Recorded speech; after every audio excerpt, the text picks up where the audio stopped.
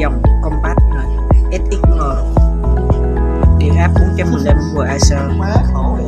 số cực 3 bơ, tần số 50 60 Hz, điện áp hoạt động V690 V Acer, điện áp cách điện đến mức UV 800W,